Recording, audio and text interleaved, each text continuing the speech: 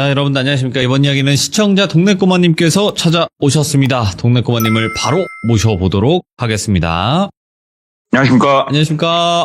잘 지내셨습니까? 네, 동네꼬마님을 뵙습니다. 아유, 반갑습니다요. 네, 새해 복 많이 받으세요. 아유, 복 많이 받으십시오. 감사합니다.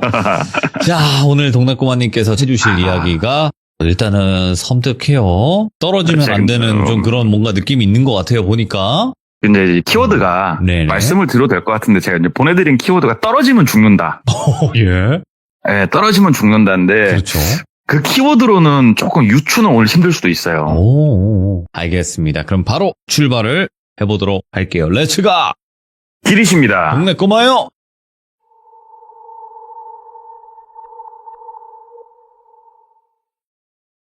오늘 이야기는 현실적인 이야기이기도 하지만 약간의 영적인 부분이 좀 들어가 있기도 한 이야기고요. 제가 이제 브랜드를 옮기고 나서 이쪽 선배들한테는 뭐 딱히 얘기를 안 했었어요. 많이 자세히는. 근데 이제 어떻게 생활을 하다 보니까 또 얘기를 하게 되고 결국은 좀 부탁을 했죠. 주변에 여러 가지 일들이 있으면 얘기 좀 한번 해줘라. 근데 꽤나 차를 엄청 파시는 분이 선배가 있는데 제가 매장에 있었는데 저한테 그러는 거예요. 야, 동꼬야, 너 어디 나가지 말고 좀 있어라. 그래서 왜요? 그랬더니 좀 있으래요. 그래서 있었어요. 그랬더니 얼마 안 있다가 그 선배 고객이 오고 꽤나 오래전부터 알았던 사이인 것처럼 웃으면서 차 계약을 쉽게 넣으시더라고요. 되게 잠깐의 시간 동안 그 계약을 뚝딱 넣더니 상담실 문을 열고 저보고 들어오래요. 그래서 들어갔어요. 그랬더니 내가 전에 얘기했던 그 동생이라고 저를 소개를 해주는 거예요. 그러면서 이제 그 사장님 얘기를 듣게 된 거예요. 이 선배가 도와줘서 이야기를 들을 수 있게. 그래서 한번 얘기를 드려보자면 일단은 이 일들이 일어난 시기 자체가 2000년도 이제 한 초중반 그때쯤 있었던 일이고 이 당시에 이분의 나이가 이제 30대 초반에서 중반 넘어간 그 정도 나이였어요. 이분에 대해서 간략하게 설명을 드려야 될 것 같아요. 살아온 거를. 집이 뭐 어렵지도 않았고 그렇다고 부유하지도 않았고 그냥 일반적인 집에서 평범하게 학창시절을 보냈대요. 근데 특이한 점이 딱 하나가 있었는데 정말 죽을 만큼 공부하기가 싫었대요. 미칠 만큼. 근데 부모님은 중산층 집이니까 어느 정도 서포트를 해줄 수가 있으니까 몽당구로 두드러 패면서 공부를 시켰대요. 그러니까는 진짜 공부하기 싫은데 부모님이 하도 두드러 패싸니까 공부를 이제 하는 거죠. 그래가지고 어떻게 고등학교 때까지 졸업을 한 거예요. 또 우리가 뻔히 생각할 수 있다시피 고등학교 성적은 거의 꼴등에서 원탑, 투탑이었으니까 대학교도 생각 없었고 그러니까 부모님은 어떻게 해서든지 무슨 대학이라든지 가라 그러는데 똘비는 갈 생각이 없었어요. 대학 자체를. 그래서 대학을 안 가겠어. 나 건들지 마시오. 이제 나도 성인이니까. 이제 부모님하고 이렇게 대립각을 막 세우다가 이제 부모님이 그러면은 대학교를 가기 싫으면 군대를 가라. 그래가지고 반강제로 머리채에 잡혀가지고 군대를 진짜 어린 나이에 가게 된 거예요. 이제 부모님의 계산은 그거였겠죠. 군대 갔다 와서 속 좀 차려라. 근데 실제로 전역을 하고 나서 똘비는 많은 부분 생각이 바뀌기도 했었대요. 그래, 내가 언제까지 이렇게 오늘만 살 순 없다. 나도 내일을 꿈꿔야겠다. 그러려면은 첫 번째로 일을 해야겠다. 학교 갈 생각은 그때도 없었대요. 그래서 일단은 부모님이 너 생각 잘했다. 그러면 일자리를 한번 알아봐라. 그래가지고 부모님 도움 없이 혼자서 일자리를 막 알아본 거예요. 그러다가 우연히 면접을 몇 군데 보고 연락이 와가지고 이제 채용이 된 거예요. 근데 그곳이 뭐였냐? 그 배송을 위주로 하는 이제 그런 포지션이었대요. 본인이 사무일도 약간은 하면서. 그러니까는 쉽게 말씀드리면 온갖 일을 다 하는 그런 포지션인 거예요. 근데 똘비가 태어나서 일이라는 걸 처음 해보기도 했고 해보니까 또 막상 재밌었고 월급이라는 걸 받으면서 내가 돈을 모으면서 이런 거에 재미를 붙이면서 사람이 늦게 트이는 사람들이 있잖아요. 되게 늦게 트인 거예요, 똘비가. 그러면서 정말 회사 생활에 열정적으로 임했대요. 엄청나게. 그러니까 회사 내에서도 인정을 받았고 또 이 업종 자체가 굉장히 아는 사람들만의 리그인 그런 업종이었대요. 그래가지고 똘비가 어린 나이에 싹싹하게 인사하면서 배송 나가고 서류 처리 깔끔하게 해주고 하니까 그 거래업체 사장님들이 똘비를 정말 이뻐했대요. 어리니까 막. 자식같이, 조카같이. 거기서 이제 자리 잡으면서 이제 집에서도 독립해가지고 혼자 방 잡고 돈도 모아가면서 미래 설계를 하면서 그렇게 쭉 시간을 한 3년 정도를 보냈었대요. 그럼에도 어린 나이죠. 근데 하루는 사장님이 출근을 안 하시더래요. 오늘 일이 있으신가 보다. 근데 이렇게 안 나오실 분이 아닌데 하고 일을 하고 있는데 사모님이 연락이 왔대요. 사장님이 교통사고가 크게 나가지고 출근을 못 할 것 같으니까 사무실 사람들이 알아서 잘 좀 이끌고 있어라 연락이 왔대요. 그래서 이사님을 필두로 사장님이 없어도 회사는 굴러간다. 열심히 하자. 그래서 하는데 사장님이 돌아가신 건 아닌데 연세도 있으셨고 일을 계속하기가 좀 힘든 상황이 왔나 보더라고요. 그래서 똘비는 어쩌면 이건 기회다라는 생각도 했대, 어린 나이에. 그럼 이 회사를 어찌됐건 사장은 운영을 못하면 누군가에게 넘길 거 아니냐. 근데 내가 어차피 살 돈은 없지만 뭔가 기회는 생길 수도 있겠다라는 생각을 했는데 이사님이 눈독을 들이게 된 거예요, 이 회사를. 그러면서 이사가 다른 이제 나이가 좀 있는 선배들하고 야, 같이 출자를 좀 하자. 돈을 좀 어떻게 같이 해보자. 막 이런 얘기 하는 거를 똘비가 한쪽에서 담배 피면서 그 얘기를 듣게 됐고 아버지한테 딱 태어나서 처음으로 무릎을 꿇고 부탁을 드렸대요. 아버지, 이래저래서 회사가 공중분해는 아니고 누군가에게 넘어가겠는데 내가 한번 주워 담고 싶습니다. 아버지, 총알 한 발 장전해 주십시오. 딱 얘기를 한 거예요. 그러니까 아버지가 얘기를 듣더니 상세하게 좀 더 구체화를 시켜봐라. 네가 무슨 말인지는 알겠다. 근데 그 회사 자금 사정이라든가 이런 건 네가 모르는 게 있을 수도 있으니 네가 한번 철저하게 알아보고 다시 얘기를 하자. 그래서 똘비가 이사님하고 단판을 지었대요. 내가 어리지만 나 총알 장전할 수 있다. 같이 가자. 그러니까 이사가 되게 반기는 눈치더래요. 엄청나게. 그러면서 결국은 출자를 했는데 이사가 6, 똘비가 4. 6대 4로 출자를 했대요. 그리고 이 회사에서 벌어들이는 수익금도 6대 4로 배분을 하기로 했고 졸지에 똘비는 3년 만에 사장이 된 거예요. 공동사장이긴 하지만 직급은 안 바꿨대요. 그대로 일은 똑같았고. 근데 이 이사라는 사람이 웃고 있었던 이유가 있었던 거예요. 똘비가 어찌됐건 본인이 직급은 옛날 걸 유지하더라도 여기 지분이 있는 사장이니까 경리부 여성분 통해가지고 서류랑 다 해서 똘비가 다 꼼꼼하게 확인을 한번 했는데 이사님이 대놓고 회사 돈을 정말 재밌게 쓰고 있더래요. 너무 대놓고. 그래서 똘비가 몇 번은 더 지켜봤대요. 말씀 안 드리고. 근데 좀 이렇게 시간을 갖고 보다 보니까 왜 내가 하자고 했을 때 이사님이 좋아했는지 알 것 같더래요. 어리지. 사회생활 경험도 크게 없지. 네가 뭘 알겠냐. 이렇게 아무것도 모르던 놈이 돈을 들고 와. 와, 땡큐다 이건. 그래서 똘비는 자기가 40%만큼 정산 받아야 될 돈도 엄청 적게 받고 있는 거였고 회사 돈도 엄청 쓰고 있었고 그래서 아버지하고 상의를 하고 아버지 지인분을 만나서 배임 횡령으로 이사를 날려버리기에 이르러요. 그래서 하늘이 어떻게 보면은 이끌어 주는 거예요, 길을. 이사를 날렸어요. 이사를 날려버리고 똘비가 그냥 대표가 돼버린 거예요. 이 회사에. 오야지죠. 와. 그냥 어떻게 살다 보니까 20대 중후반의 나이에 한 회사의 사장까지 올라가 버린 거예요. 그리고 아까도 말씀드렸다시피 그들만의 리그인 회사예요. 이 말은 즉슨 안정적인 수익이 창출이 된다는 거예요. 인맥만 있으면. 근데 똘비는 인맥도 있고 기존의 이 회사가 신생회사도 아니다 보니까 벌이가 괜찮았대요. 진짜 나한테도 이렇게 기회가 오는구나 싶었대요. 그래가지고 정말 열심히 뼈 빠지게 일을 했대요. 미친 듯이 그렇게 일을 하니까 회사 매출도 좀 더 성장을 했고 돈도 많이 모였고 이러면서 똘비가 또 생각을 했대요.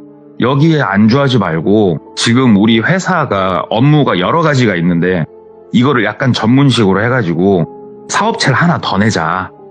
2개를 운영을 해버리자. 그리고 나중에 혹시라도 하나를 더 내 3개 정도가 되면은 그때는 지주회사 개념으로까지 막 계획을 짠 거예요. 거창하게. 그래서 법인을 하나 더 내고 진짜로 돈을 신나게 벌었대요.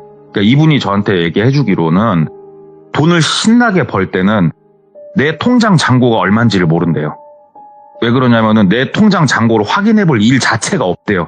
돈을 어디서 얼마를 쓰건 내가 잔고가 얼마지란 생각을 할 필요가 없기 때문에 그 정도로 돈을 벌었대요. 정말 재밌게. 그렇게 돈을 이제 쭉 벌면서 돈이 좀 이제 모이니까 회사 규모를 확장하기로 마음을 먹고 부지를 매입해가지고 건물을 올리고 자재창고를 크게 지었대요. 되게 이제 더 욕심이 든 거죠. 여기까지가 딱 왔을 때 아까 말씀드린 이야기 초반에 똘비 30 초반 그때 시기가 온 거예요. 여기까지가. 넘부러울 거 없는 상황이에요. 똘비는 지금. 내가 비록 대학은 안 나왔지만 돈은 누가 오든 내가 안 꼴릴 만큼 벌고 있고 탄탄한 회사 갖고 있고 너무 좋았죠. 근데 하루는 자고 있는데 전화가 미친 듯이 오더래요. 진짜 미친 듯이 전화가 계속 와가지고 그 당시 이제 똘비가 결혼까지 했었어요. 돈을 이렇게 잘 벌고 하니까 애기도 하나 있었고 와이프가 깨우더래요. 여보 당신 핸드폰 계속 울린다고 받아보라고. 똘비가 이제 술을 좀 많이 먹고 자고 있어가지고 와이프가 깨우니까 일어나서 이렇게 보니까는 회사 직원이더래요. 여보세요 하고 받으니까 사장님 큰일 났다고 빨리 나오시라고. 뭐 때문에 그러냐고. 불났다고. 뭐라고? 그러니까는 새로 거의 다 지어놓은 그 자재창고에서 불이 나버린 거예요. 똘비가 순간 머릿속이 화끈하더래요. 왜 그러냐면 이 똘비가 운영하는 사업체의 그 자재창고에 넣어놓는 자재라는 물건들이 액수가 좀 많이 나가는 물건들이었고 매달 월 초가 그 자재들을 가득 쟁여놓는 시즌이었는데 가득 쟁여놓고 며칠 안 있다가 화재가 나버렸던 거예요. 피해 금액이 어마어마한 거예요. 지금 빤스바람으로 차 타고 널러 갔대요. 자재창고 쪽으로.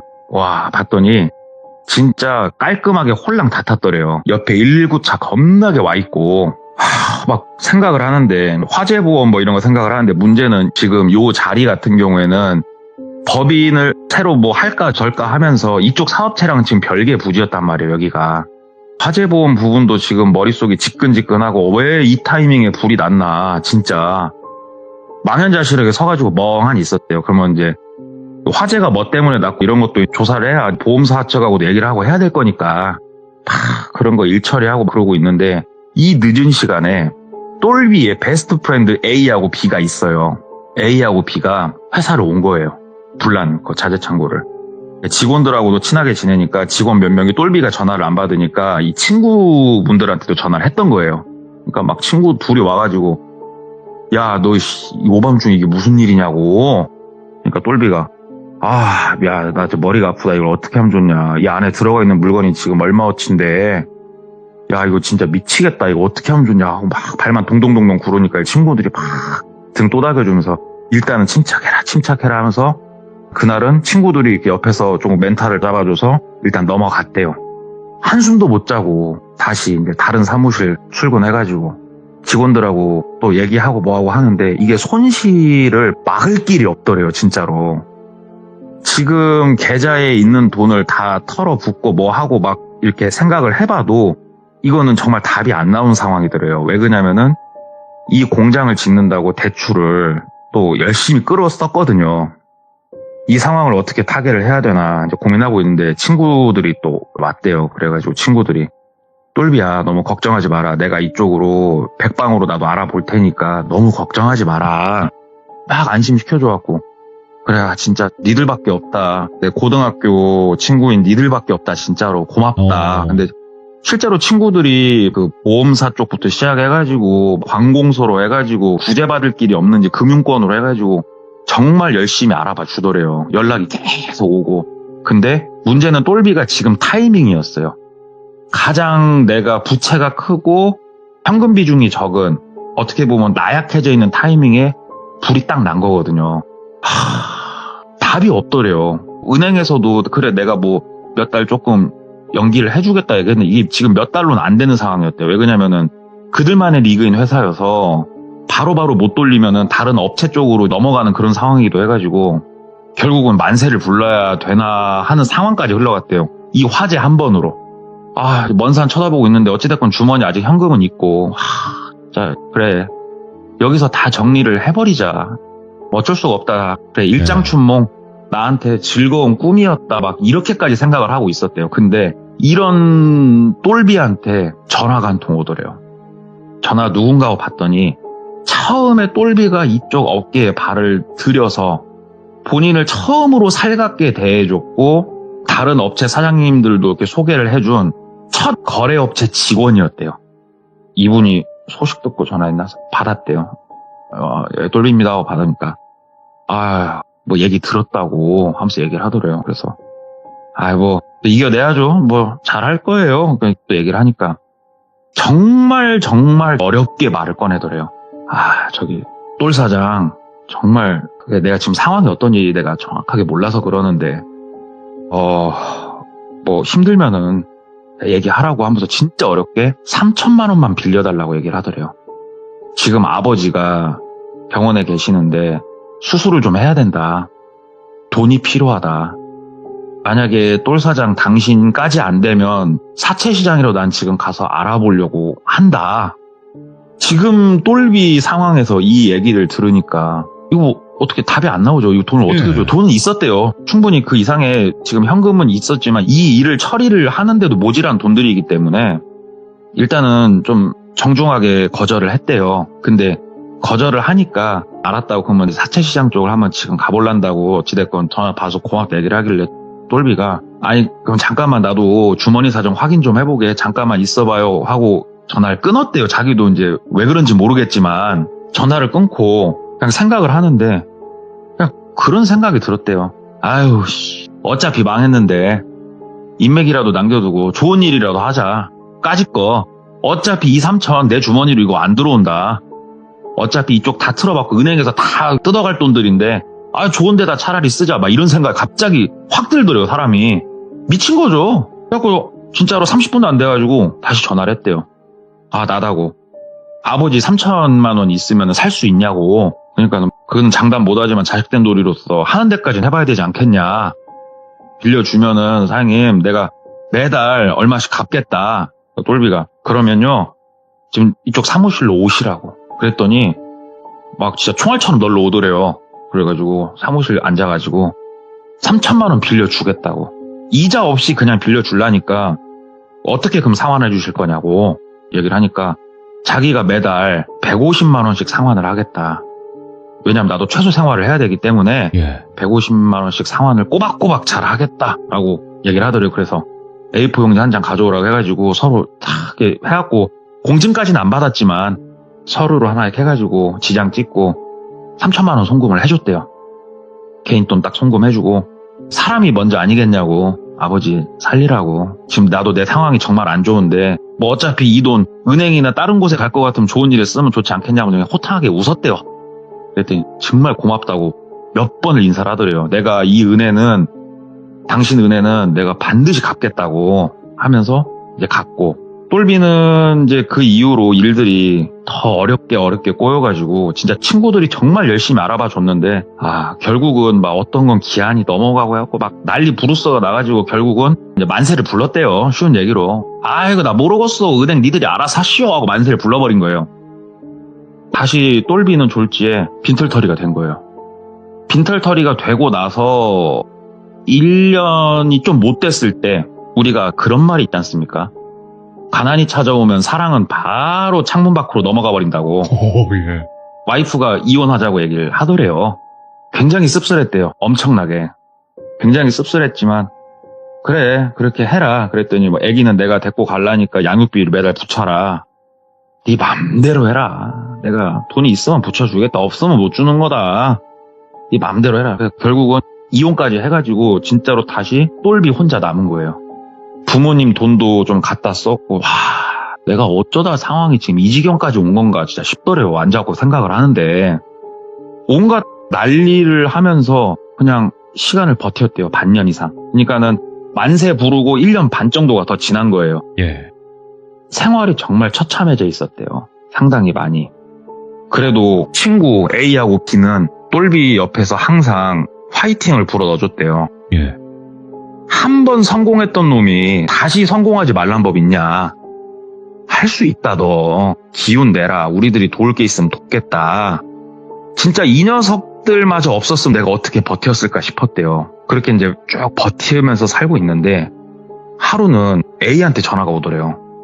그래서 A야 받으니까 저녁에 뭐 하냐? 그러더래요. 그래서 저녁에 그냥 원룸방에서 자빠져 있어야지 얘기를 하니까는 그래 그러면 저녁에 내가 B하고 네 원룸으로 갈 테니까 네 원룸에서 소주 한잔 하자. 그래가지고 갑자기 우리 원룸에서 왜 지저분해 청소하기 귀찮아 그랬더니 밖에 일단 있어. 그러더니 저녁에 오더래요. 족발에 뭐에 막 싸가지고. 그래서 막 얘기하면서 이제 술 마시면서 족발 뜯으면서 얘네 때문에 한 번씩 웃는다 하면서 얘기를 쭉 하는데, 그런 거 있잖아요, 우리. 막 왁자지껄 친구들끼리 떠들고 놀다가 갑자기 일부러 분위기를 쫙 다운시키는 거. 분위기를 엄청 무겁게 쫙 다운시키더니 얘기를 하더래요. 사업 제안. 야, 똘비야. B하고 내가 나름 고민 정말 많이 했다. 네가 그쪽 업계에서 어찌됐건 탑을 찍었던 놈 아니냐, 우리 동네에선. 그렇지. 열심히 했지. 인맥 살아있지. 인맥은 아직 살아있지. 나하고 B하고 돈을 댈 테니까 한번 해볼래? 라고 얘기를 하더래요, 친구들이. 갑자기 똘비가 눈이 번뜩 뜨이더래요. 진짜? 야, 이거 뭐 1, 2억 가지고 시작할 수 있는 건 아니야. 생각보다 총알 장전 좀 세게 해야 돼. 니네 감당할 수 있겠냐. 그러니까는 A하고 B가 얘기를 하더래요. 똘비야, 너 시작을 처음부터 그렇게 크게 했던 건 아니잖아. 우리 초심으로 돌아가서 우리가 준비할 수 있는 총알이 그렇게 크진 않아. 그러니까는 진짜로 작게 시작해서 키우자. 진짜 너 믿고 나도 B도 한번 달려볼 테니까 한번 하자. 네 이런 썩히기 아깝다. 생각할 시간을 좀 줘라. 왜 그러냐면은 그 자리에서 바로 오케이를 하기에는 머리가 너무 복잡했대요. 예. 그러니까 A하고 B가 뭐 생각이고 나발이고 지금 네가 뭐 할 게 있겠냐. 무조건 오케이 해라 하면서 다시 이제 분위기를 활기차게 띄우고 이제 친구들이 갔대요. 친구들이 가고 이제 생각을 좀 하는데, 똘비도 똘비 나름대로 다른 일을 하나 해볼까 했는데 명의들이 좀 걸린 게 있어가지고 조금 이렇게 숨 참고 있는 상황이었거든요. 몇 년만 좀 더 버티자라는 생각으로. 그러니까 선뜻 친구들한테 오케이라는 말도 못하겠고 또 동업을 하긴 싫었대요. 이렇게 갈팡질팡 하면서 한 3, 4일 정도가 딱 지났는데 문자가 한 통 딱 오더래요. 봤더니 부고 문자가 오더래요. 누군가하고 봤더니 3천만 원 빌려준 그 직원 아버지가 돌아가셨다는 부고 문자가 왔더래요. 아휴, 결국은 돌아가셨구나. 그래도 자식된 도리 하는 데까지는 했으니까 뭐 가슴에 못 박진 않았겠지, 이 친구가. 그래, 내가 그럼 거기 가서 인사라도 해야겠다.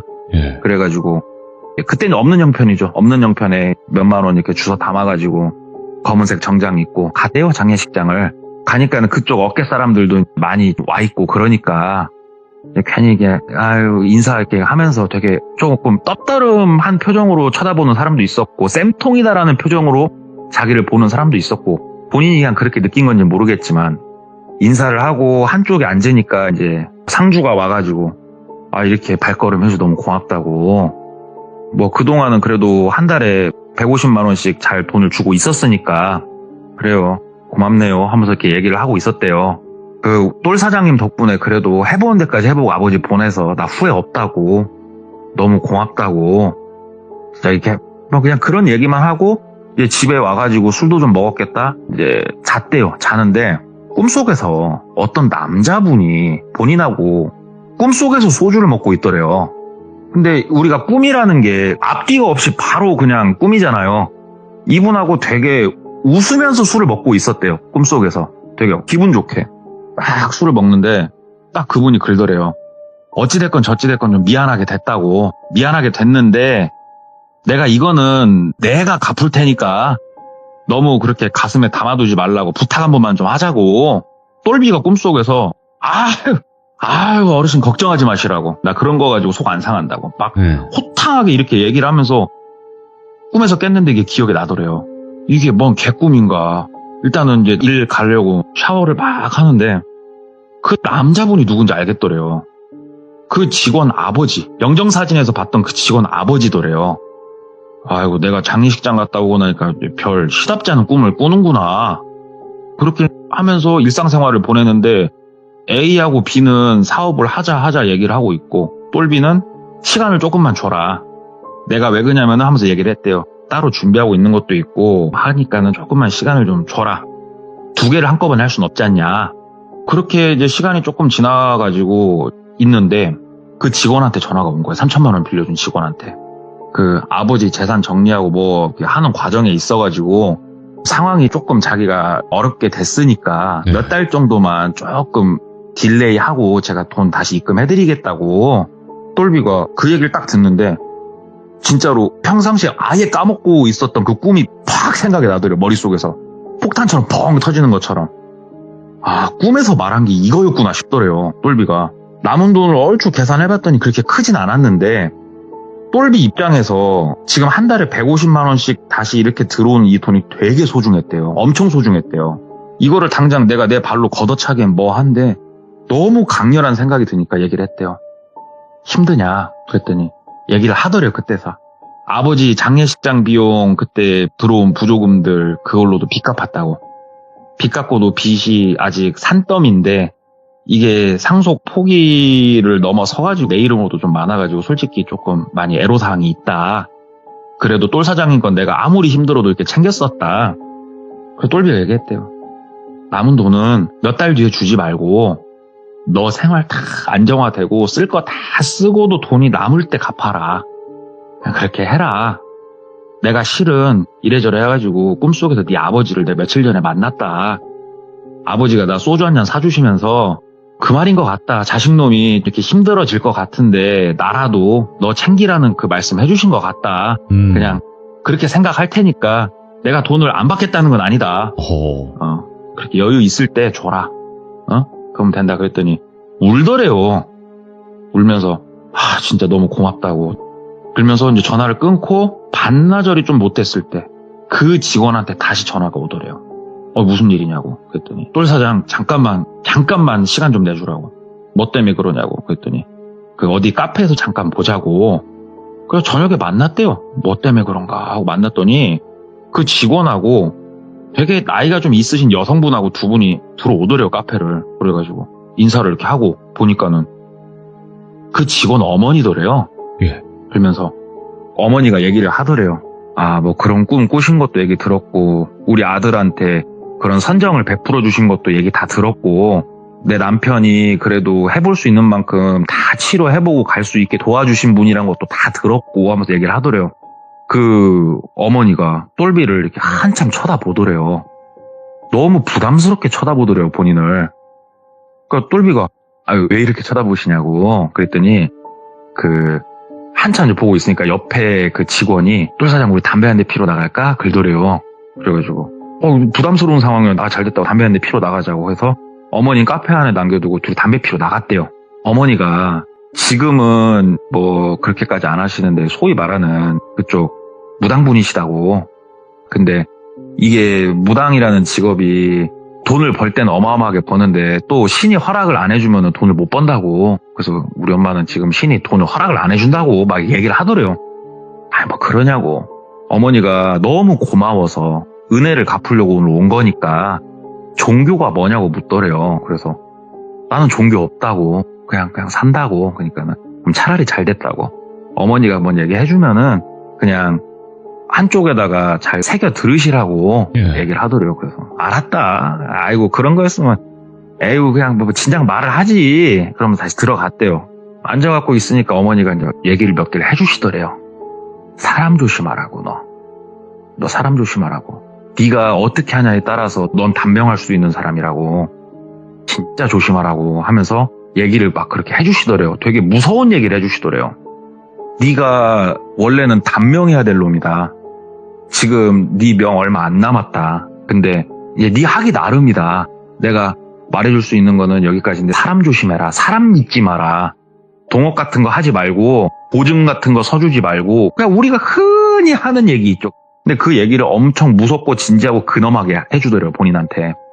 어머니 알겠습니다. 좋은 말씀 감사합니다. 어머니 예 하고 이제 보내놓고 이제 집에 가는데 그런 생각을 했대요. 그냥 정말 나한테 고마웠나 보다. 근데 뭐 사실 무당이네 어쩌네 해도 누구든지 어른이라면은 그냥 의뢰해 줄 수 있는 말들이었으니까. 근데 단명한다는 얘기는 상당히 귀에 거슬리긴 했대요. 집에 가가지고 그렇게 있는데 친구들이 와가지고 또 뽐뿌지를 겁나게 한 거예요.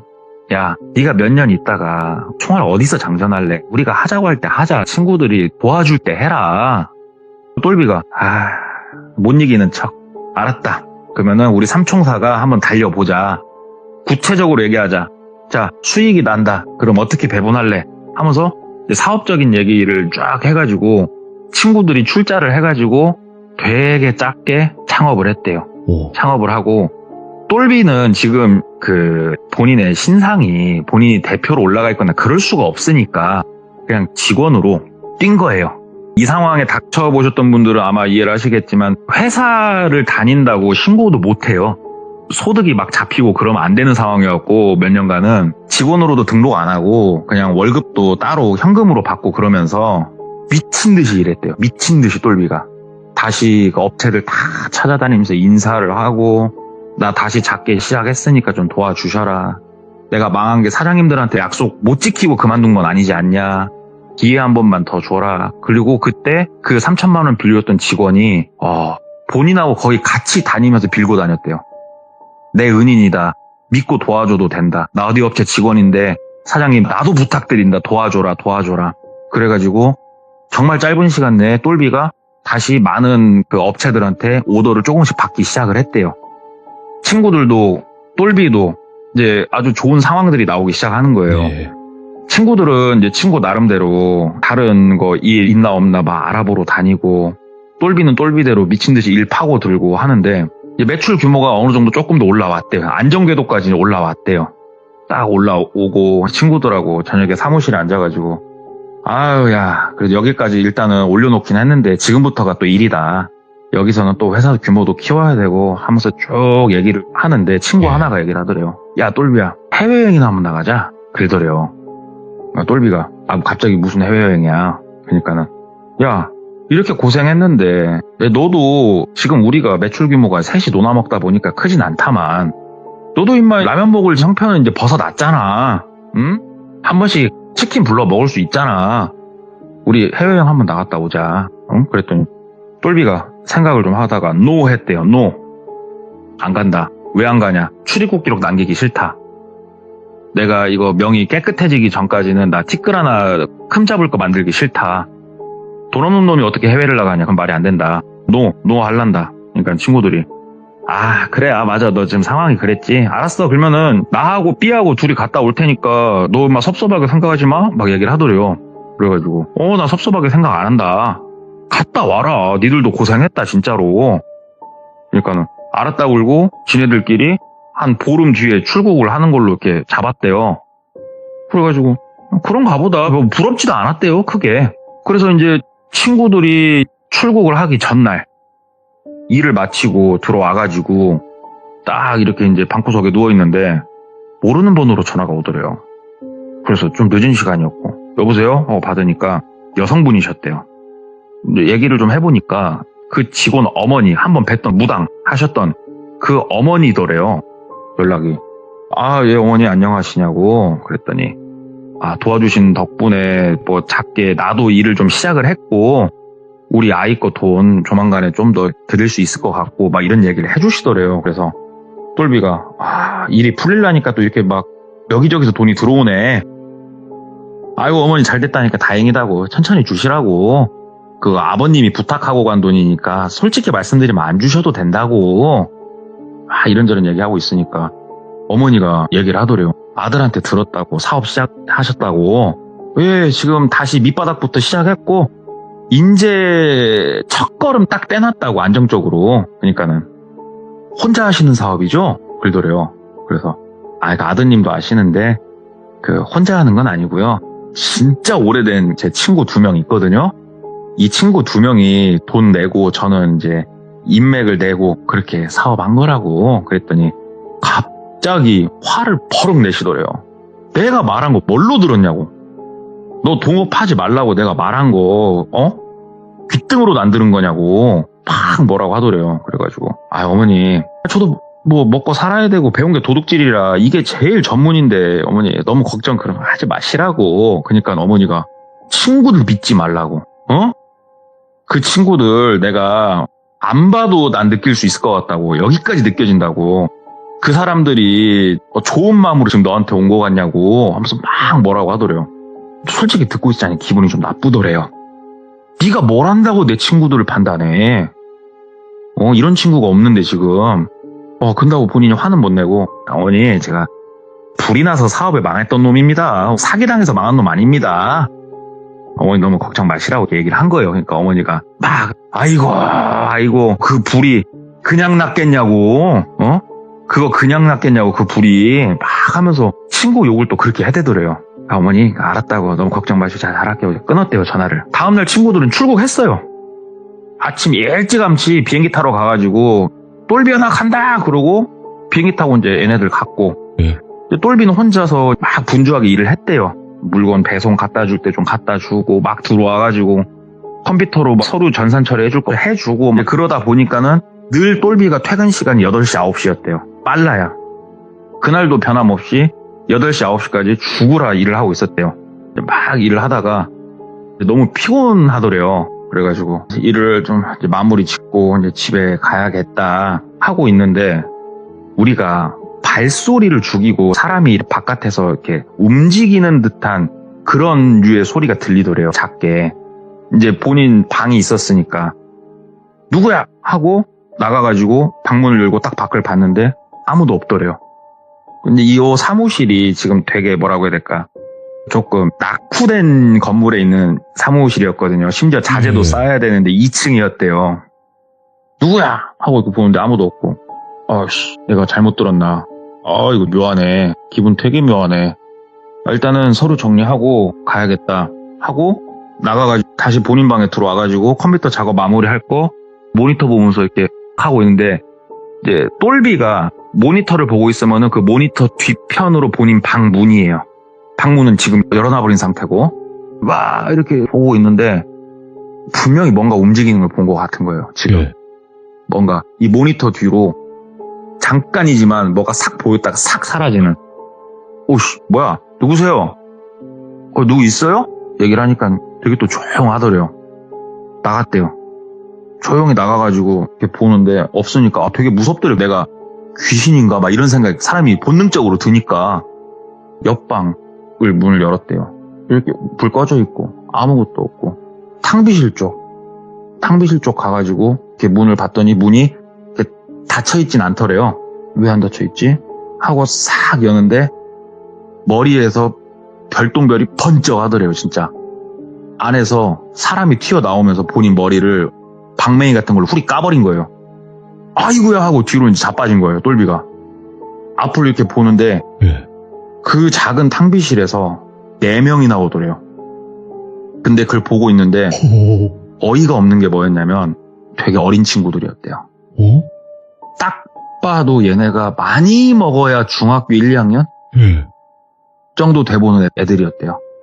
그런 애들 4명이 딱 있는데 한 명은 손에 방맹이를 하나 들고 있었고 그놈이 본인 머리를 지금 찍은 거였고 나머지 3명은 손에 칼을 들고 있더래요.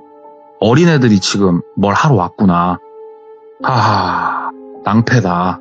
머리가 아프고 뒷목이 저려오고 이거 느낄 새도 없이 다시 일어났대요. 그래서 니들 뭐야? 그랬대요. 그러니까는 얘네들이 지들끼리 얘기를 하더래요. 야 여기서 쫄아서 나가는 놈은 진짜 배신자다. 야 누가 할 거야? 누가 할 거야? 이런 얘기를 하더래요. 지들끼리. 얘네들도 그러니까 머뭇머뭇하고 있더래요. 그러니까 똘비가 이놈의 새끼들! 니들 지금 이게 들어와서 뭐한 짓이야 이놈아! 하고 이제 소리를 지른 거예요. 똘비가. 그러니까는 얘네들이 눈빛이 처음에는 막 우왕좌왕하다가 친구들 중에 한 놈이 얘기를 하더래요. 이거 한 번이면은 야 얼마인지 알아? 라는 얘기를 하더래요. 그러니까는 갑자기 이 어린 놈들이 눈빛이 보이더래요. 점점 바뀌는 게. 이게 사람이 눈에 점점 살기가 올라오는 게 느껴지더래요. 4명이 동시에. 똘비가 그걸 보는데 와 여기 있으면은 나 죽는다라는 게 딱 느껴지더래요. 그래가지고 돌아서 막 뛰었대요. 일단은 본인이 바깥쪽 라인으로 뛸 수 있는 그쪽이었으니까 막 뛰어가지고 일단은 본인 그 사무실 들어오는 현관문 쪽을 열고 쫙 나가는데 딱 뒤에서 빡 하고 머리를 한 대 또 맞았대요. 방맹이로 맞았대요. 머리를. 갈팡질팡 쓰러지려다가 왼쪽으로 몸을 틀어가지고 쓰러질 것 같아가지고 딱 밟으니까 계단이더래요. 올라가는 계단. 이미 뒤에는 방맹이 든 놈이 먼저 나왔고 칼 든 애들이 따라 나오고 있는 상황이었대요. 그러니까 내려갈 수가 없었대요. 아래층으로. 나는 내려가야 되는데 지금 올라가야 되는 상황이 발생을 했대요. 머리가 피가 흐르는지 어쩐지도 모르겠고 일단은 위로 올라가면서 딱 하나만 기도를 했대요. 제발 문이 열린 사무실이 있기를. 여기가 4층 건물이었대요. 한층 더 올라가가지고 지나가면서 문을 당겨보는데 잠겨있고, 그러다가 결국은 4층까지 올라온 거예요. 4층은 딱 올라가면은 왼쪽으로는 그 5개 정원처럼, 그러니까 정원은 없고 세면바닥인데 그렇게 돼 있고, 우측으로는 사무실처럼 쓸 수 있는 그게 돼 있었는데, 여기까지 올라왔는데도 안 되더래요. 열린 곳이 없더래요. 근다고 4층에서 뛰어내릴 수도 없는 노릇이고, 지금 딱 뒤를 돌아보면서 바닥에 본인도 그 몽당구 같은 게 하나 보이길래 일단 주워 들었대요. 주워 들었는데 이놈들이 진짜로 여기가 지금 어두운데도 눈이 희번덕한 게 보이더래요. 근데 3명이더래요. 어떻게든 해보자. 얘네들은 덩치가 나보다 월등하게 지금 작다. 이래 죽나 저래 죽나 해보자 하고 막 대치를 하고 있다가 똘비가 먼저 후리 깠대요. 한 놈 후리 까면서 발로 참사하는데, 와, 이게 칼 든 사람 상대하는 거는 나이가 어리건 적건 나보다 키가 작건 몸무게가 조금 나가건 이거랑 별개인 문제래요. 완전 다르지. 예. 완전 다르대요. 칼을 들고 있으니까는. 근데 다행인 거는 칼이 한 방이 옆으로 싹 스쳤는데 스치는 걸로 일단은 끝냈고, 얘네들도 내가 이렇게 저항을 하니까는, 얘네가 전문적으로 훈련받은 그런 사람들이 아니잖아요. 길이 터졌고 다시 계단을 뛰어 내려가기 시작을 했대요. 막 뛰어 내려가는데 다시 본인 사무실에 있는 2층 근방까지 왔을 때 또 칼든 애 하나가 밑에 대기방을 타고 있더래요. 근데 본인이 내려가려고 하는데 얘는 이제 준비 자세를 이렇게 취하면서 진짜로 너는 가까이 오면 내가 죽인다 이런 뉘앙스였대요. 그래가지고 본인도 이 칼이 한 방 스치니까 두려움이 있었는지 본능적으로 내려오다 다시 올라갔대요. 우당탕탕 하다가 일단은 얘 시야에서 잠깐 내가 멀어지고 위에서 내려오는 시야에서 멀어진 게 층과 층 사이에 있는 화장실이 있었대요. 그 화장실로 들어간 거예요. 예. 숨을 곳이 거기밖에 없었대요. 지금 현 상황에서. 화장실로 들어가가지고, 이 화장실도 우리가 생각하는 그런 화장실이 아니고 진짜로 되게 오래돼가지고 삭은 나무 문으로 된 화장실이었대요. 되게 좀 냄새나는 옛날. 그 잠금 장치도 우리 그거 아시죠? 이렇게 위로 올려가지고 오른쪽으로 이렇게 밀면 잠기는 거, 그냥 발로 빵 차면 그냥 부서지는 그거지만 잠그고 들어가가지고, 그 한 칸은 쪼그려 앉아갖고 일을 보는 칸이었고, 옆에 칸은 되게 작지만 청소용구 함이었고, 그리고 창문이 크게 하나 있고, 그래서 창문을 열고 안에 있는 양동이를 바깥으로 집어 던지고 청소용구 함으로 들어갔대요. 왜냐면은 본인이 그 행위를 하고 있을 때 이미 바깥에서는 발로 차고 있었대요, 문을. 청소용구함에 들어가가지고 몽둥이를 꽉 쥐고, 이거는 어쩔 수 없다. 들어오면은 머리를 깨버리는 수밖에 없다, 내가. 이제 나도 물러설 곳이 없다 생각하고 있는데 얘네들이 들어오더래요. 딱 들어오더니 여기로 들어간 거 맞냐고. 여기 말고 사라질 곳이 어딨냐. 그러니까 이놈들이 딱 들어오니까는 창문이 열려있고 우당탕 소리도 들리고 했으니까 창문밖을 막 내보는 것 같더래요. 그러면서 막 지들끼리 욕을 하더래요. 아씨, 놈 뛰어내렸네. 아씨, 애색 어디 간 거야 하면서 막 얘기를 하더래요. 아, 얘네들이 속았나? 라는 생각을 가지고 청소용구함에 서가지고 입으로 숨을 쉬게 된대요, 사람이. 코로 숨 쉬면 소리가 나니까 입으로 천천히 숨을 막 쉬면서 숨소리도 안 나게 하려고 딱 안 움직이고 가만히 입으로만 숨 쉬면서 그러고 있는데, 지들끼리 이제 막 몇 마디를 더 하더래요. 친구 하나는 바깥으로 이제 뛰어나가고, 말소리 들리는 거 봐선 2명 딱 안에 화장실에 있는 것 같더래요. 아, 이 양반 잡으면은 지금, 야, 우리가 돈이 얼만데, 와, 미치겠다. 우리도 이거 그만 먹고 온 건데. 그랬더니 친구 하나가, 야, 나 이제 무섭다고 차라리 그만두자고 막 그런 얘기를 하더래요. 야, 일단 나가서 너도 좀 찾아봐 하는데, 이 얘기를 하고 있는 애가 왠지 그 대장 같고, 그 쫄린다고 말했던 애는 바로 바깥으로 나가는 발소리가 들리더래요. 그러더니 그 대장 같은 애가, 아이씨, 막 그지 같네 하면서 막 이 어린애가 어떻게 이렇게 찰지게 욕을 하나 싶을 정도로 욕을 하면서 발소리가 살짝 소리가 나더니 쫄쫄쫄쫄쫄쫄쫄 소리가 나더래요. 이 새끼 봐라. 이 와중에 오줌 싸고 있네. 딱 소변기, 서서 싸는 소변기는 지금 똘비 맞은편에 있거든요. 가만히 소리를 들어보니까 이놈 친구들은 지금 건물 밖으로 나간 것 같아요. 똘비도 지금이다 싶었대요. 그래가지고 팍 차고 나가가지고 몽당구로 대가리를 진짜 있는 힘껏 후리 깠대요. 있는 힘껏. 막 이게 사람이 한 대를 딱 치니까는 여기서 안 멈춰진대요. 이게 사람이. 막 그 어린애를 미친 듯이 대요. 머리만.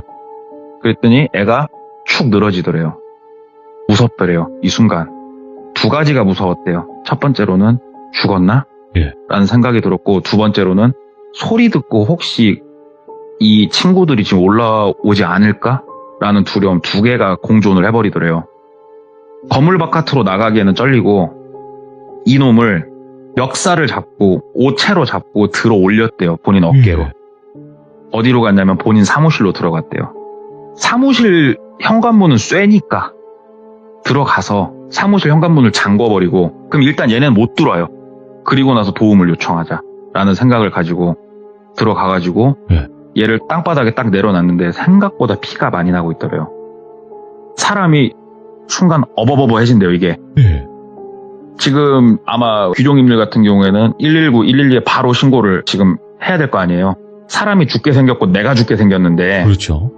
순간적으로 머리가 엄청 하얘진대요. 손이 전화기를 잡을 수 없을 만큼 떨린대요. 부들부들부들부들. 그렇게 한 애를 눕혀놓고 1분가량 있었던 것 같대요. 본인이 얼어갖고 온몸이 부들부들 떨리면서. 근데 여기서 첫 번째 희소식이 나온 거예요. 얘가 신음소리를 내더래요. 애가 신음소리를 내면서 눈을 뜨더래요. 순간 너무 반갑더래요. 고맙다 안 죽어서. 야 진짜 고맙다 안 죽어서. 애가 일어나더래요. 근데 제대로 못 일어나더래요. 아 됐어. 일단은 애는 살았다. 후 하면서 얘를 붙잡고 야 너 누구야? 누구야 이 새끼야! 하고 얘기를 한 거예요. 그러니까 걔가 눈에 두려움이 가득하더래요. 너 죽여버리기 전에 말하라고. 누가 시켰냐고. 누가 시켰어! 하고 막 얘기를 한 거예요. 그러니까는 A가 시켰대요. 그 어떤 아저씨들이 와가지고 돈을 얼마를 줄 테니까 좀 이렇게 하라고 시켰대요, 본인을. 그 사람 이름 뭐냐고. 이름은 모른다. 어떻게 이렇게 생기지 않았냐고 했더니 아 그렇게 생겼다고. 이상하게 생긴 그 뿔테 안경 쓰고 그랬더니 아 맞다고. 너 오늘은 내가 살려줄 테니까 일단은 나는 이거 경찰 부를 거니까 너는 죄값 받으라고. 네 친구들도 다 불고. 와. 그래가지고 사무실 전화기를 부여잡고 신고를 하는 거예요. 근데 여기서 똘비가 경황이 없어가지고 얘를 묶어놓고 가서 전화를 했어야 되는데 얘를 놓고 한 6, 7발자국 가가지고 사무실 전화기를 들고 신고를 하려고 전화를 하는데 얘가 갑자기 뻘떡 일나더니 바깥으로 튀어나가버리더래요. 그냥. 졸제 놓친 거예요 지금. 아 내가 여기까지 생각 못했구나. 얘가 왜 못 일어날 거로 나는 생각하고 있었지? 그래가지고 일단은 막 신고를 하고 현 상황이 지금 당장 얘네들이 있는 건 아니니까 경관분들이 이제 몇 분 와주시고 뭐 얘기를 좀 하고 근처 CCTV를 한번 뭐 찾아봐라 하면서 조서 쓸 거 쓰고 집에 간 거예요. 네. A하고 B에 대한 구체적인 얘기는 일단은 경찰한테는 구체적으로까지는 얘기 안 했대요. 이렇게 저렇게 생긴 사람이라고 하고 누군가 사주를 했다. 분명 얘네들이 얘네를 잡아서 족치면 알 수 있을 거다라고 얘기는 했지만 똘비 머릿속에는 확신이 있었대요. 그 특이하게 생긴 뿔테 낀 놈이 A였거든. 친구 A. 예. 얘네가 도대체 무슨 생각이었을까 하면서 이러고 있는데 얘네가 그 3박 5일 일정으로 해외를 갔단 말이에요. 지금. 네. 기다렸대요. 그냥 기다렸더니 얘네가 귀국을 하고 사무실로 출근을 하더래요. 똘비야 잘 갔다 왔다고 하면서 선물도 이렇게 주더래요.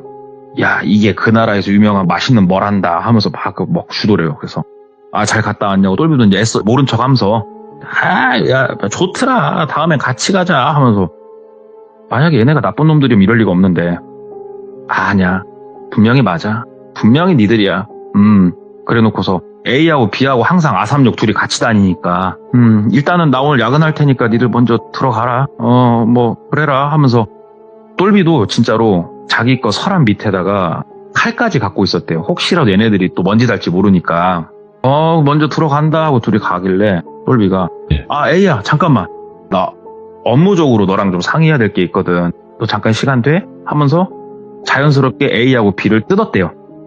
뜯어놓고 사무실에 앉아가지고 이제 괜히 이상한 거 물어봤대요. 야 이거 출자 좀 더 해야 될 것 같은데 이걸 어떻게 해야 될까 하면서 얘기를 이렇게 하면서 눈치를 이렇게 서로 보면서 얘기를 하는데 A가 딱 그런 게 좀 느껴졌대요.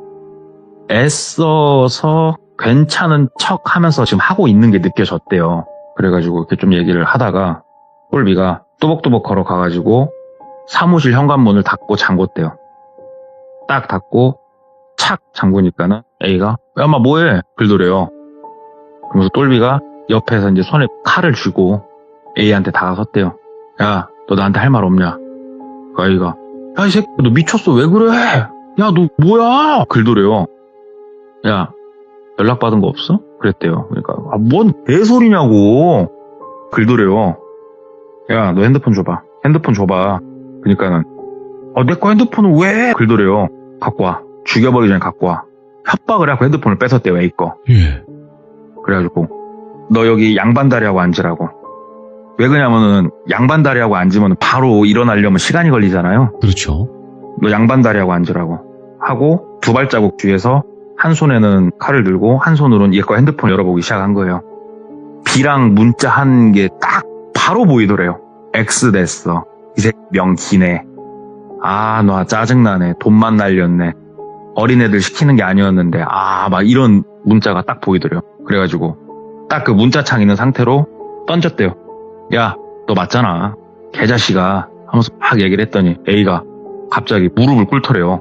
그러면서 파리가 손을 비비듯이 막 빌더래요. 똘비야 미안해. 똘비야 나 좀 살려줘. 똘비야 정말 미안해. 똘비야 나 좀 살려줘 하면서 막 빌더래요. 그 똘비가 왜 그랬냐 너? 응? 야, 내가 도대체 니들한테 뭘 그렇게 잘못했길래 니들은 나한테 이짓거리냐? 막 뭐라고 추궁을 하니까 얘기를 하더래요. 똘비가 잘 나갔잖아요. 되게 잘 나갈 때 똘비가 친구들 부탁을 좀 거절을 했어요. 특히 돈적인 부분에 대해서 왜 거절을 했냐면 처음부터 거절을 했던 게 아니에요. 똘비가. 아마 사업을 하시는 분들은 공감을 하실 거라는데 사업이 규모가 커지면요 똥파리가 달라붙어요. 그러니까는 내가 사업이 규모가 좀 커지니까 A가 하루는 점심 좀 먹자고 해서 점심을 먹으러 나갔더니 네. A가 어떤 사람을 데리고 오더래요. 같이 점심 식사 자리에서 그 옆에 이분이 뭐 이번에 사업 아이템이 끝내주는데 똘비 네가 조금 투자를 좀 해주면 안 되겠냐고 이런 류의 얘기가 엄청나게 많이 나왔대요. A하고 B한테서. 실제로 그래가지고 조금 소액은 투자를 한 것도 있었지만 이게 너무 얘네들이 이러니까 야, 뭐 좀 투자해라. 야, 뭐 좀 하는데 이번에 찬조 좀 해라. 뭐 해라. 본인이 ATM도 아니고 자꾸 띵동띵동 누르니까 조금 매몰차게 몇 번 거절을 했대요. 일부러 되게 매몰차게. 그럼에도 불구하고 얘네들은 끝까지 의리를 지켰으니까 또 나한테 더 할 말 없냐고 그랬더니 또 쭉 이어서 얘기를 하더래요. 예. 너 우리가 출자를 했고 네가 지금 사업체를 여기까지 올려놨지 않냐. 솔직히 그런 계획이 있었다. 이제는 너만 없어지면 나랑 B랑 사업 키우면 되는 거였다고. 네가 있으면은 결국에는 우리들은 나중에 다 뺏기는 거 아니냐. 결국 영업권인데 애초부터 얘네들 이럴 생각이었던 거예요. 처음부터. 내 사업적인 부분만 빨아먹고 나를 어떻게 잘못되게 만들까 이걸 궁릴치 실제로 했던 친구들이었던 거예요. 친구라고 생각했지만 친구도 아닌 애들이었고 일단 그 자리에서 진짜로 거짓 없이 다 얘기를 하더래요. 근데 문득 그 생각이 들더래요. 그 직원 어머니가 했던 말. 야, 설마 니들이 사무실에 불랬냐? 니들이 창고에 불랬냐? 라고 얘기를 했대요. 아니다고. 진짜 우리가 그런 거 아니라고. 내가 뭐 때문에 너한테 그렇게까지 하겠냐고. 그러니까 똘비가 진짜로 칼을 가까이 대면서 나 진짜 이 자리에서 너 죽여버리고 나 죽을 거라고 그냥 나 잃을 거 없다고 이제 두 놈 다 오늘 밤에 죽이고 나도 그냥 갈란다고. 이혼도 했고 난 천하의 쌍놈이 됐고 집에서도 나 그냥 갈란다고. 네. 어? 그리고 내가 너한테 처음부터 모르고 물어본 거 있냐? 사무실에 불난 것도 내가 너한테 모르고 물어봤을까? 너 끝까지 거짓말 안 해? 하면서 일부러 눈을 희번덕하게 까고 얘기를 했대요. 그러니까는 다시 한번 대가리를 땅에 박으면서 미안하다고 빌더래요. 사무실에 불낸 놈도 얘네들이에요. 이 얘기를 듣는데 이땐 충격이었대요. 되게 예. 엄청난 충격이었대요. 애써 원래 알고 있던 것처럼 하면서 너 일단 이 자리에 가만히 있으라고. 나 이제 경찰 지금 부르려니까 가만히 있으라고 하면서 그 자리에서 바로 신고를 했대요. 바로 신고를 하고 경찰분이 오셔가지고 같이 이제 서로 간 거예요. 근데 여기서 소름이 돋는 거는 신고를 하고 경찰분들이 슈퍼맨도 아니고 바로 오진 않잖아요. 걸리죠, 좀. 네. 시간이 잠깐이자만 걸리지 않습니까? 무릎을 꿇고 눈물을 뚝뚝 흘리면서 미안하다 똘비야 진짜 신고가 돼가지고 미안하다 내가 잠깐이지만 돈에 눈이 멀었었다 네 능력이 너무 탐났었다 막 빌더래요. 오랜 우정이 있는데 선처를 좀만 해줘라 막 빌더래요. 그러니까 똘비도 그걸 보고 있는데 진짜로 와 뭐라고 해야 될까 역겹더래요. 그러다가 경관분들이 도착을 하셨어요. 예. 문 딱 열어주니까 친구가 어떻게 했을까요? 사람 살려! 하고 소리 지르더래요. 친구가. 경찰을 보자마자. 너무 어이가 없어가지고. 아뿔싸. 많은 분들이 아시겠지만, 제가 아까도 말씀드렸던 시기 자체가 지금 스마트폰이 아닌 시기예요. 야, 녹음 버튼은 누르지. 그것도 좀 어려운 시기였고, 경황상 그것까지 생각도 못 했었대요. 당연히 경찰이 오면, 곧 있으면은 그 어린애들도 잡힐 거고 뭐 일이 이렇게 풀릴 거라고 그냥 막연히 생각을 하고 있었대요. 너무 충격도 컸었고. 근데 세상에 경찰이 들어오자마자 사람 살리라고 그렇게 소리를 지르더래요. 그러면서 막 경찰 뒤에 가가지고 무릎 꿇은 상태로 경찰 다리끈을 잡고 저 미친놈이 사람 죽인다고 저 옆에 저기 칼 있다고 저기 저 칼 지문 따보라고 하면서 난리가 나더래요. 예. 졸지에 똘비는 사람을 죽이려고 한 놈이 돼버린 거예요 지금. 그러네요. 예. 예, 근데 다행인 거는 그 칼이 만약에 사심이나 이런 거였으면 문제가 됐을 거예요. 근데 그 일반 우리 집에서 쓰는 큰 칼 있죠? 예. 과도는 아니고 과도보다 큰 사이즈. 그거였대요. 그러니까 얼마든지 이 회사 탕비실에서 그냥 쓸 수 있는 칼이었던 거예요. 그리고 이 사람이 다친 것도 아니고 똘비는 똘비대로 막 얘기를 한 거예요. 막 이래저래 해가지고 막 이랬다 저랬다 하는데 결국은 얘네들을 처벌을 할 수 있는 건 고사하고 얘네가 선처를 해줘야 되는 상황까지 갔대요. 예. 왜냐하면 똘비는 인정을 했으니까.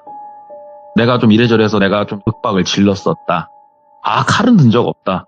윽박을 질렀었다. 근데 칼을 들었다 울고 지문이 나오고 이런 정황들이 있으니까 결국은 뭐 실제로 형을 살고 이런 사람은 없었대요.